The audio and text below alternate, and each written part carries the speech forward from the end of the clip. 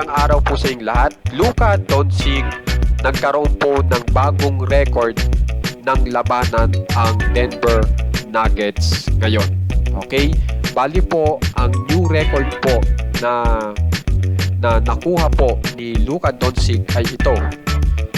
Ito pong kanyang palagi ang 30 points na kung saan ay sa pag 30 points niya po ay nakaka 200 career games na po siya sa pag 30 points na nagagawa niya kada game. Yan po yung new record niya at nakuha niya po yan sa paglalaro dito sa Lakers. Ang maganda po kasi dito ay talagang kung mapapansin nyo dito sa laro ni Luka Doncic laban sa Denver Nuggets ay hindi po makuha talaga ng Denver Nuggets ang opensa ni Luka Doncic. Ultimo nga po si Aaron Gordon na talagang magaling dumepensa, lalong-lalo na kay LeBron ay hindi po makagalaw kay Luka.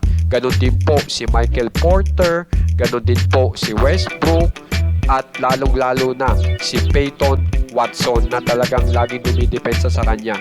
Hindi po alam ang gagawin kung paano didepensahan si Luka Doncic. Kaya naman po, laging nakakashoot si Luka Doncic kung saan ay naka 31 points po siya laban sa Denver Nuggets. Kaya naman po, kung gusto nyo pong malaman yung mga bagong record po sa NBA at bagong laro, subscribe lang po kayo sa ating channel. Maraming salamat po.